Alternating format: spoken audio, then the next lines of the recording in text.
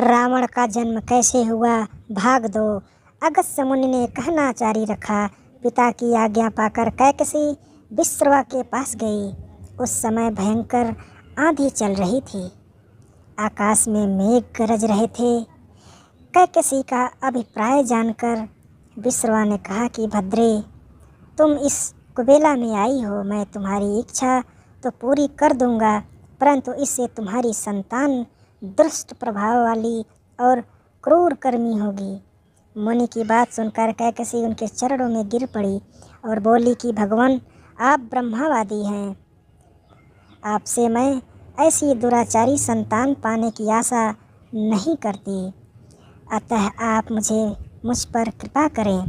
कैकसी के वचन सुनकर मुनि विश्रवा ने कहा कि अच्छा, तो तुम्हारा सबसे छोटा पुत्र सदाचारी और धर्मात्मा होगा। इस प्रकार कैकसी के 10 मुख वाले पुत्र का जन्म हुआ, जिसका नाम दशग्रीव रखा गया। उसके पश्चात कुंभकर्ण, शूर्पणखा और विभीषण के जन्म हुए। दशग्रीव और कुंभकर्ण अत्यंत दुष्ट थे, किंतु विभीषण धर्मात्मा प्रकृति का था। अपने भाई वैश्रवण के भी अधिक पराक्रमी और शक्तिशाली बनने के लिए दशग्रीव ने अपने भाइयों सहित ब्रह्मा जी की तपस्या की। ब्रह्मा के प्रसन्न होने पर दशग्रीव ने मांगा कि मैं गरुड़, नाग, यक्ष, दैत्य, दानव, राक्षस तथा देवताओं के लिए अवध्य हो जाऊं। ब्रह्मा जी ने तथास्तु कहकर उसकी इच्छा पूरी कर दी। विभीषण ने धर्म में अविचल मत का और कुंभकर्ण ने वर्षों तक सोते रहने का वरदान पाया। फिर दशग्रीव ने लंका के राजा कुबेर को विवश किया कि वह लंका छोड़कर अपना राज्य उसे सौंप दे। अपने पिता विश्रवा के समझाने पर कुबेर ने लंका का परित्याग कर दिया और रावण अपनी सेना, भाइयों तथा सेवकों के साथ लंका में रहने लगा। लंका में जम जाने के बाद अपने बहन शूर्पणखा का विवाह कालका के पुत्र दानवराज विद्युत विवाह के साथ कर दिया। उसने स्वयं दिति के पुत्र मय की कन्या मंदोदरी से विवाह किया, जो हेमा नामक अप्सरा के ग्रह से उत्पन्न हुई थी। विरोचन कुमार बल की पुत्री वज्रज्वाला से कुंभकर्ण का और गंधर्वराज महात्मा शैलुष की कन्या शर्मा से विभीषण का विवाह हुआ। कुछ समय पश्चात मंदोदरी ने मेघनाद को जन्म दिया, जो इंद्र को परास्त कर संसार में इंद्रजीत के नाम से प्रसिद्ध हुआ। सत्ता के मद में रावण उच्च श्रृंखला हो देवताओं, ऋषियों, यक्षों और गंधर्वों को नाना प्रकार से कष्ट देने लगा। एक बार उसने कुबेर पर चढ़ाई करके उसे युद्ध में पराजित कर दिया और अपनी विजय की स्मृति के रूप में कुबेर के पुष्पक विमान पर अपना अधिकार कर लिया। उस विमान का वेग मन के समान तीव्र था।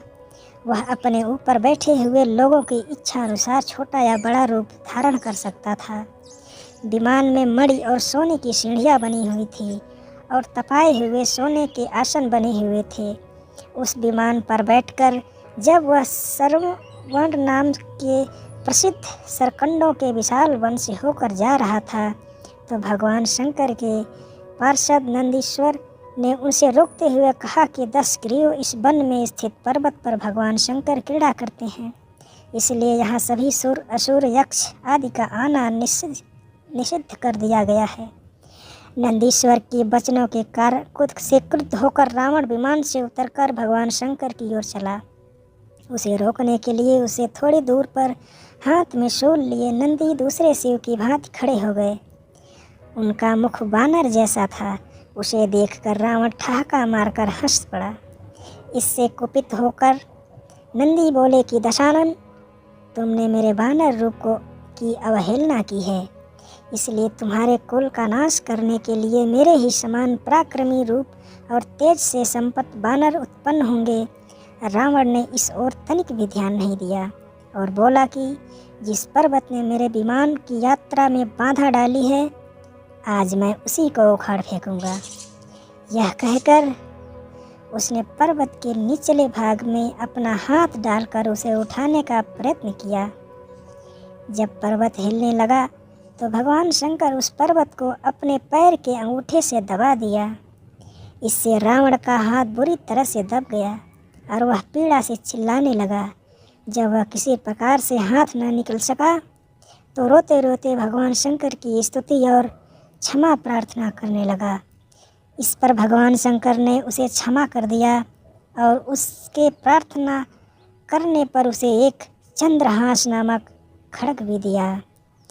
वीडियो पसंद आया हो तो इसे एक लाइक ज़रूर कीजिए, अपने दोस्तों के साथ शेयर कीजिए, चैनल को सब्सक्राइब करना ना भूलिए। वीडियो देखने के लिए आपका बहुत बहुत धन्यवाद। Thank you very much.